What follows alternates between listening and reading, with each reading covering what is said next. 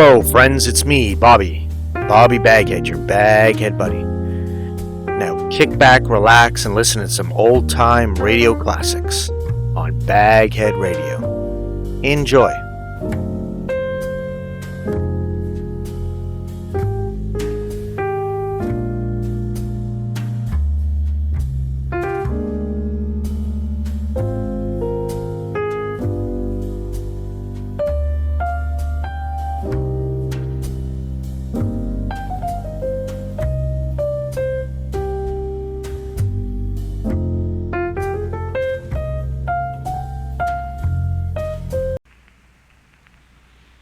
Adventures in time and space, told in future tense. Dimension X.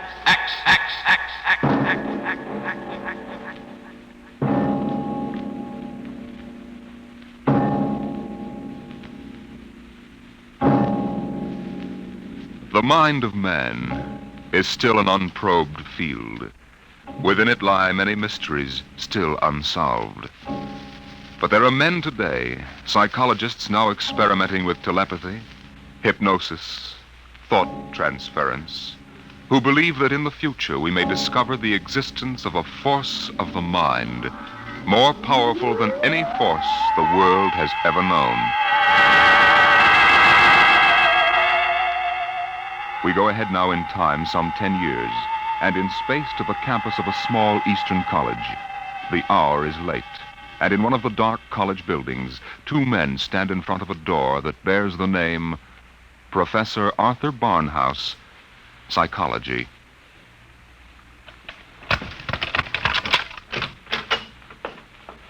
Well, here you are, Clinton. Thank you, Major. Here are the keys to the professor's desk and files. I guess you inherit everything now. You might as well dictate a full report while everything's still fresh in your mind. I'll wait and see you home. Oh, no, that isn't necessary. I'll be all right. You sure? After what's happened tonight, we wouldn't want you to have an accident, too. Major, after what happened tonight, I have a hunch the whole world is ripe for an accident. I'm afraid you're right, Clinton. Well, good night. Good night.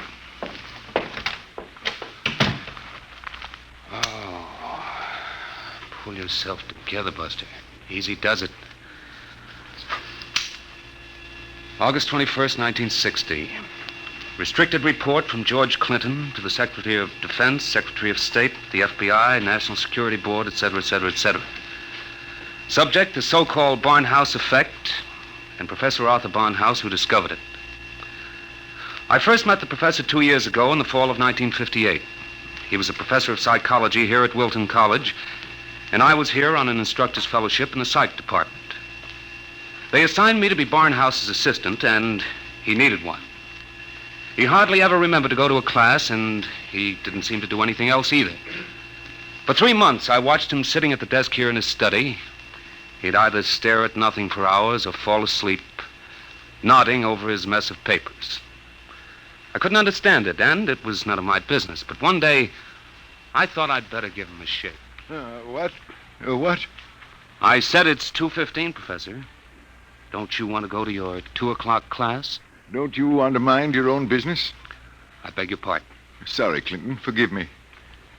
I don't know what gets into me. Forget the class. The kids would rather be outdoors anyway. Okay, Professor.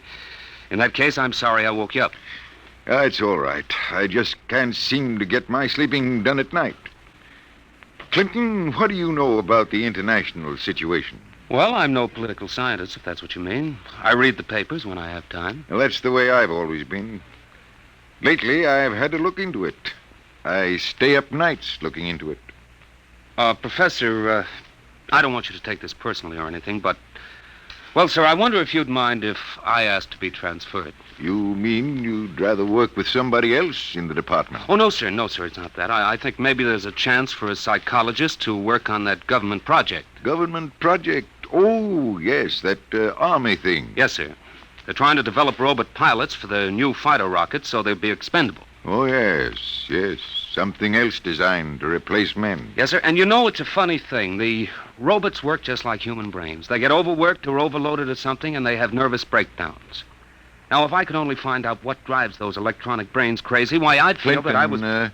if you want to study a brain that's going crazy, never mind the robots, you can go to work on me. What are you talking about, sir? I don't know. I'm either crazy as a bedbug or a... Clinton, I wish you'd help me find out. Are you serious, Professor? I never was more serious in my life. I'm afraid I'm going out of my mind. But why? What makes you think so? This is what makes me think I'm crazy. Those dice? Clinton, do you know what the odds are against my rolling a 7? Oh, about 5 or 6 to 1. Watch. 7.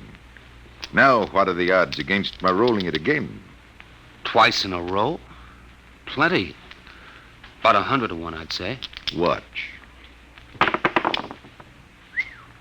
Professor, you're hotter than a $2 pistol. It's funny. That's what they said 8 years ago when I first discovered this. Discovered what? This force of the mind. I call it dynamo-psychism. You mean you shove those dice around just by thinking about it? People have always thought there could be a force of the mind. You know that. Fortunately or unfortunately, I've learned to control it. Yeah? How did you happen to find out about this, Professor? Well, it was about 10 years ago, back in 1948. I made the mistake of going to a psychologist's convention, and in order not to appear unsocial, I happened to find myself, for the first and only time in my life, in a dice game. What happened?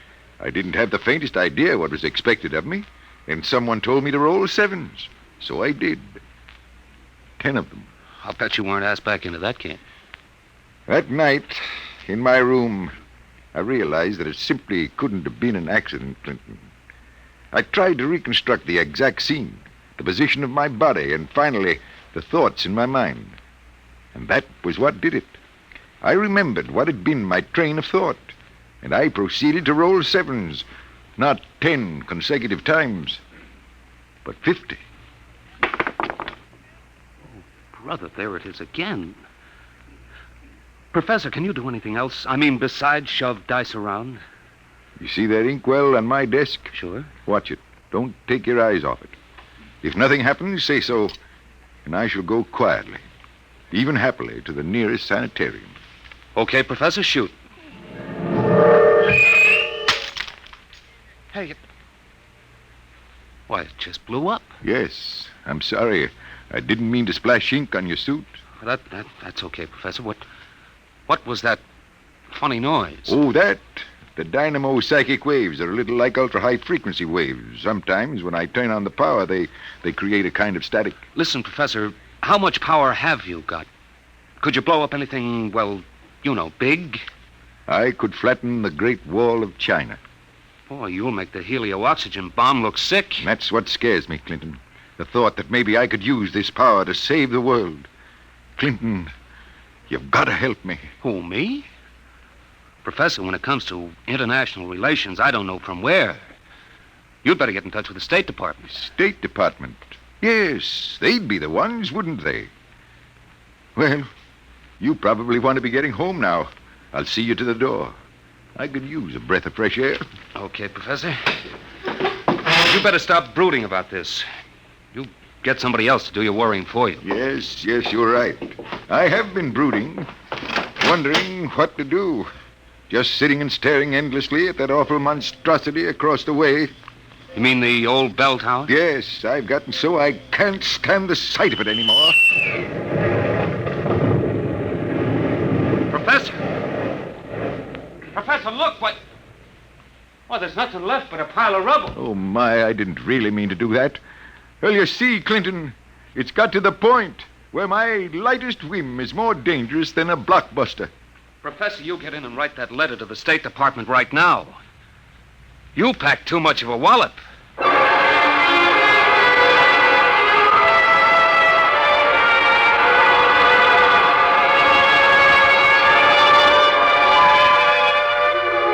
Professor Barnhouse mailed his letter, and things happened fast. The long arm of the Army reached out, and within 5 days, the two of us were deposited in an old mansion in Virginia, surrounded with a barbed wire fence and 20 guards, and labeled top secret. As soon as they'd seen a couple of small demonstrations, they set up a big test of dynamo psychism, and the professor was a very important guy. You could see him getting more unhappy every day. General Barker, I've got to talk to you. Just a minute, Professor. We're cleaning up the last details in Operation Brainwave. We'll roll at 1400 hours tomorrow. At 1400 what? 2 o'clock tomorrow afternoon. The robot-controlled fighter rockets will take off at exactly 1400 minus 10 and appear over the target at 1400. Watching from here over the video screen, you will then try to knock all 20 of them out of the sky. Think you can do it? Of course I can do it. Fine. Then we've taken care of everything. Everything except that you neglected to ask me if I wanted to do it. I don't. This whole thing strikes me as childish and insanely expensive. We'll decide about that. But what's the good of it? I wouldn't mind acting as a defense weapon if it were necessary. But I can make all wars and armaments unnecessary. I could give every nation what it needs. I could move mountains, build roads, dig irrigation canals. I have a technique which costs nothing and can do immense good. You're spending millions to prove that it can do immense damage. It doesn't make sense. You know something, General? He's right. Of course I'm right. I want you to send me and Clinton back to Wilton College. Right away. That's quite impossible, Professor. This operation has gone too far to be called off now. Yes, but... Even if we wanted to call it off. If your dynamo psychism really works, you're apt to be the key to our entire defense setup. But listen... You'll have to excuse me now.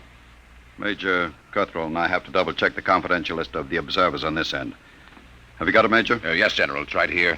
Alberts, Barker, Bernstein, Carter, Clinton, Cuthrell, Holbrook, Lawrence, Stein, Williams. Check. I guess that includes everybody of importance. What about me? What? Oh, that's taken for granted, Professor. Thanks. 1400 hours. Will you be ready? I'll be ready. And now, if someone will wind the restricted clock and put the confidential cat out, I'm going to bed.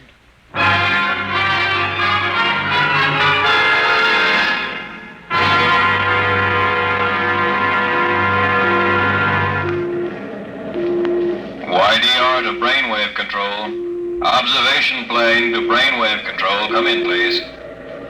That's McKinley in the observation plane. Cut me in. Hello, McKinley. Reading you clear on the speaker. Everything all right? All okay, General. Takeoff uneventful. Fighter rockets now flying on course in perfect formation. Altitude 5,000 feet. Airspeed 865. Visibility unlimited. Are you tracking us? We've got you on radar. Haven't picked you up on the video screen yet. What's your estimated time of arrival over at the target? ETA, 2 minutes. Check. Remember, McKinley, the observation plane is not to enter the target range. Veer off and circle at the 10-mile limit. Bring the rockets overhead by remote control. Check. Observation signing off. 1 minute, 45 seconds to go, Professor Barnhouse. Are you in good shape? I'm all right, General. Good. You can all take our places in front of the video screen now. You sit here, Professor, in the center. Major Cuthrell, will you turn on the video screen? Right, General. Nothing yet, just empty sky. Hold it. I hear him coming in. There are 20 of them, Professor. You think you can knock them down at this altitude? Distance has nothing to do with it. I don't want anything to go wrong. You're sure you feel all right? General, I know I can do it. If that's all that's worrying you, let's call the whole thing off and save $20 million. There they are. They're coming in. Get ready, Professor. 10 seconds. 9, 8, 7, 6, 5, 4, 3, 2, 1. Now, wide open, Professor. Well, go ahead, Barnhouse. Knock them down. I did. Nonsense. All you've done is blank out the video screen. What went wrong? Did you give it everything you had? I was wide open, General. Then it didn't work. They're still flying. What's that? It just took a few seconds to work. That's Holy smoke, they're dropping like flies. McKinley to brainwave control. What's happened to these rockets? They're going down like flame. By heaven, it works. It really works. Cuthrell, get Washington on the line. Barnhouse, I want you to... Hey, where's Barnhouse? He was right here. Clinton, where's the professor? Got me, General. We were all staring at the video. He must have walked out. Get moving, everybody. Alert the guard. Search the house. Yes, sir. If anything happens to that man... General Parker. General Parker. What is it, Corporal? Corporal Gray, guard at the main gate. Sir, Professor Barnhouse is gone. Gone. Where? He came tearing out of the gate at 40 miles an hour. Here's a note, sir. Threw it out of the car as he went by. I picked it up. Let me see it, quick. What got into that man? What does he say, General? Gentlemen, as the first superweapon with a conscience, I'm removing myself from your national defense stockpile. Setting a new precedent in the behavior of ordnance, I have humane reasons for going off. Signed, Arthur Barnhouse.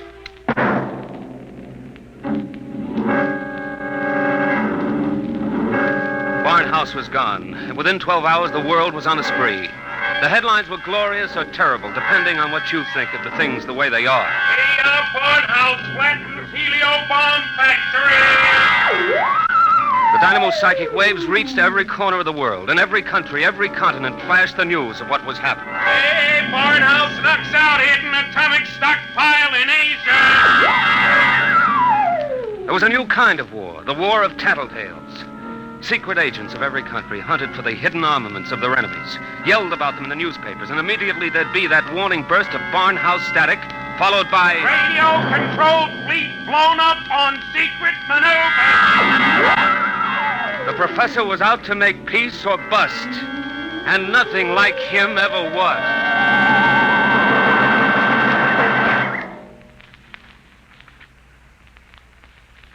Look, Major Cuthrell, I told the FBI and the Army everything I know weeks ago. I've answered questions till I'm blue in the face. I didn't come here to ask questions, Clinton.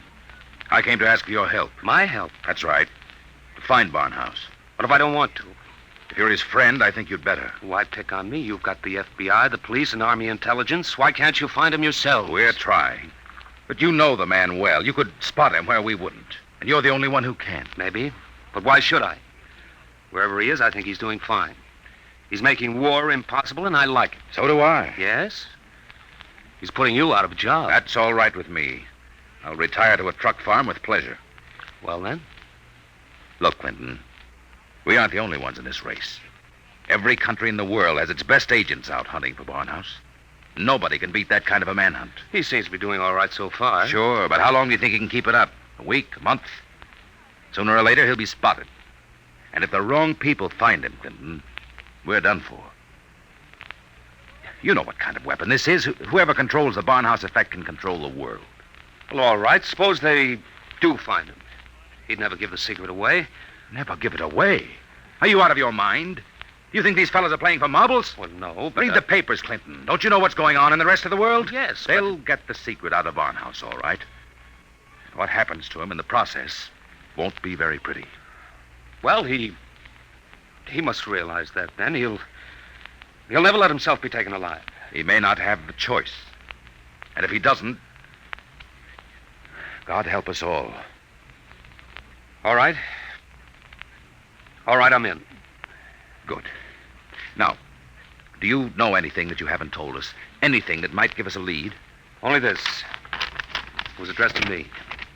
I found it here on his desk the morning after he escaped. You mean he came back here? Yes. I guess he needed to pick up some personal effects. Anyway, the files were open, and he left this note on a scrap of paper. Anything to do with the Barnhouse effect? Read it yourself. It's Greek to me. Just these few lines scrawled on a piece of paper, and the last one breaks off right in the middle of the sentence.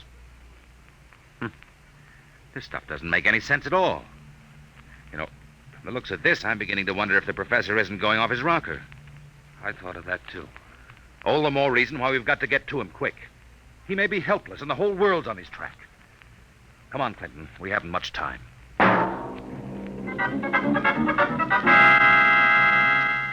You say you do recognize this photograph, Mrs. Reardon? I tell you, it looks like Mr. Balfour's. He had the second floor front room for quite a while, but he left, I should say, about a week ago. Say, is he wanted for something? Yes, if he's the man I think he is. Well, now, I'd say you're looking for the wrong fella. That Mr. Balfour, he couldn't be a criminal. Why, he wouldn't even harm a fly. He spent all his time in his room, just thinking.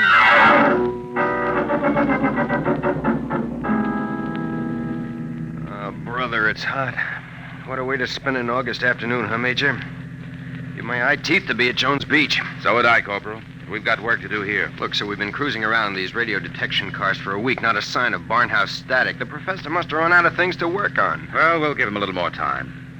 Switch to shortwave. See if there's anything special coming through. Yes. Try the 9-meter band. This is Radio Miranda calling. Let's hear that. Our American enemies who have hidden behind the unjust and diabolical persecution by Professor Arthur Barnhouse will tyrannize us no I more. wonder if the professor's out of Today, this. our glorious leader takes up his residence in a shelter, shielded with lead against all dynamo-psychic rays. With his protection designed by our brilliant scientists to be absolutely impregnable against the Barnhouse effect, he will once again lead us on the path of our glorious death. Quick! Triangulate it and get me a fix. I've got it. Let me check this chart. Quick, man. 3.9, 1.7. Oh, my aching back. What is it? We haven't got a prayer of finding a major. He'd have to be picked out of 2 million people. Where is Barnhouse? Right where I was wishing I was. Right smack in the middle of Jones Beach.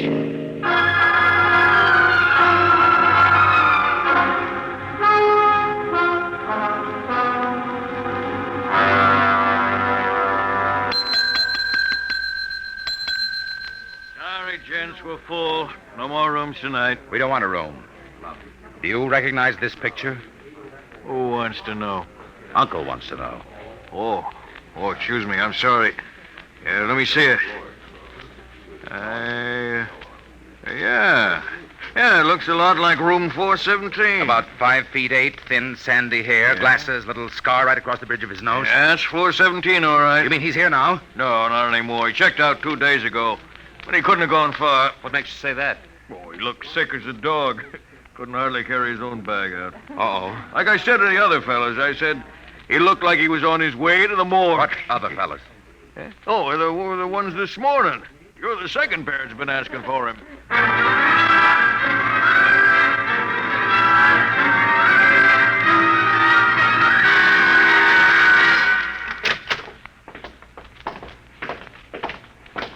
Here we are, Ward 15.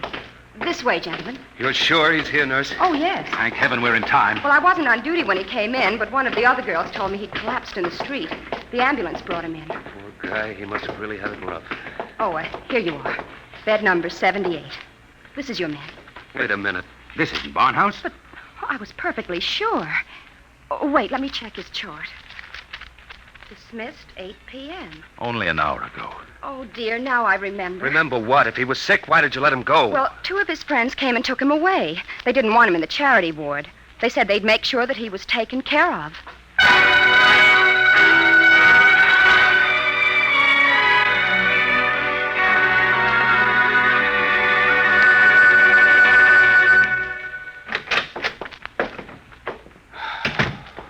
Every time I walk into this study, I keep hoping somehow I'll wake up out of a bad dream and find the professor just sitting here.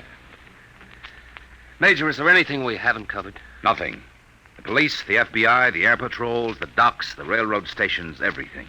Not even a flea could get through this dragnet. I hope. Then I guess we sit. We sit. Maybe something will come in.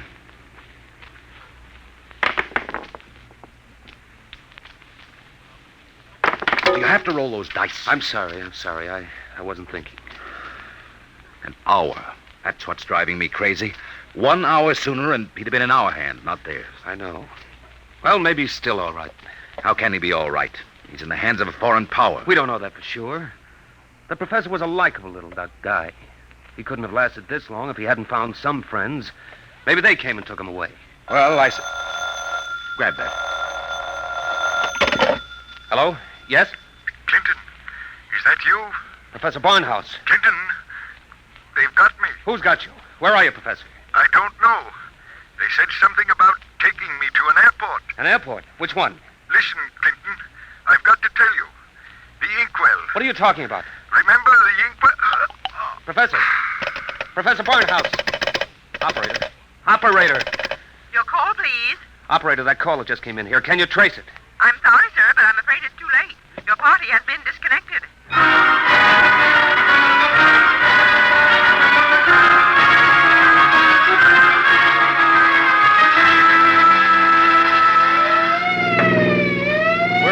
it. He didn't say which airport. Just a hunch. The commercial airfields are all covered. But there's a little private field out here, I remember. Hasn't been used in years. Better be the one. They didn't have too much of a start on us. Maybe we'll make it in time. Step on it, Corporal. Wide open, Major. How'd he sound? Did he say who had him? No, all he got out was airport and something about an Major, airport. Mr. Clinton, there's a tail light up ahead. Must be another car going like the devil. You're right, I see it. They're turning into the airfield. Come on, faster. Hold everything. Look up ahead. They're switching the floodlights on at the field. There's the plane down at the other end, all warmed up and ready to go. We'll never make it on the road. Hang on, I'm going through the fence, right?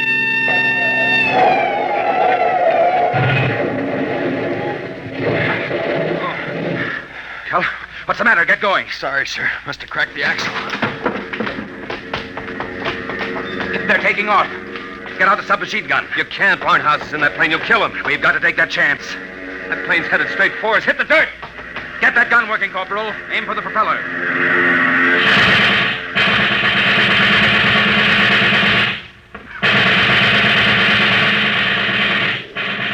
Couldn't get him, Major. Well, there goes the old ball game. I'll get through to Air Patrol, sir. Maybe they can intercept the plane. No, not a chance. By the time the fighters got off the ground, the plane would be out of range. No, we've lost, Barnhouse.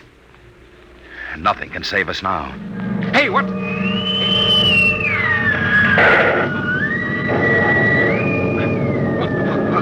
What hit me? Clinton, are you all right? Yeah, sure. The plane. It's gone. I know.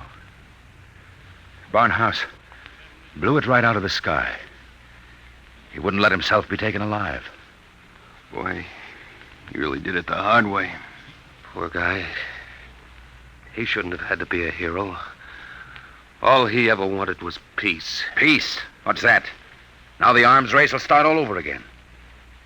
And with Barnhouse gone, what's left to stop it?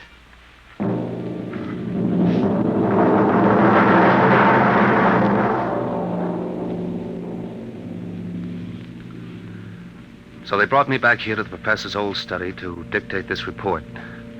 I'm sitting here at his desk, and it's just the way he left it. Papers all over, even his old pair of dice. Arthur Barnhouse is dead. That's going to be good news for some people when they find out. The saber rattlers of the world will be busy as of tomorrow morning, getting ready to whoop up another war. But I'm afraid they're in for a little surprise. It's 3 a.m. now. And before morning comes, I intend to vanish, disappear completely. That's the last that anybody will ever see or hear of me directly. That's why I want to tell you now. I've been looking at the new inkwell here on the desk.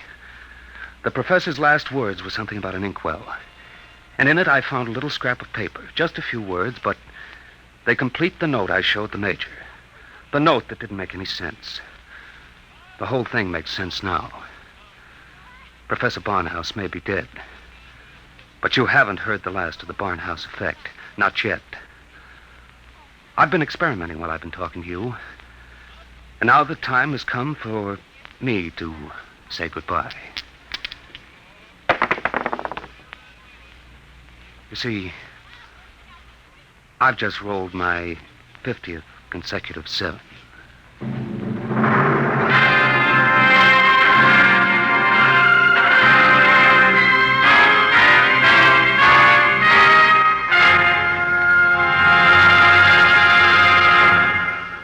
You have just heard Report on the Barnhouse Effect by Kurt Vonnegut, Jr. An adventure in time, space, and the unknown. Dimension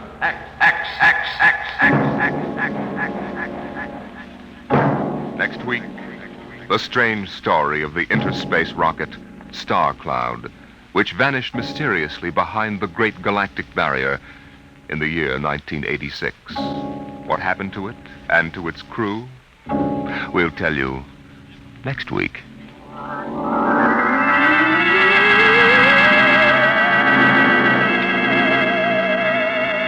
Tonight's story, Report on the Barnhouse Effect, was adapted for radio by Clarice A. Ross. Featured in the cast were Bill Quinn as Clinton, Ed Jerome as Professor Barnhouse, and Carl Weber as Major Cutthroat. Your host was Norman Rose. Music, Albert Berman. Engineer, Bill Chambers. Dimension X is produced by Van Woodward and directed by Edward King.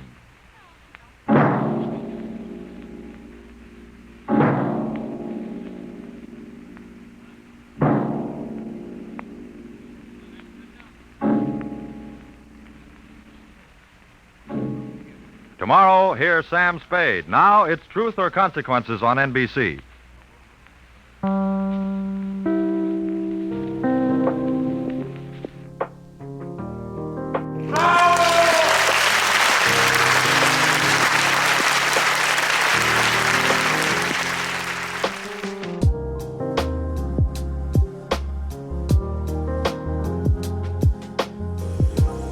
I'm Bobby Baghead, and this has been Baghead Radio.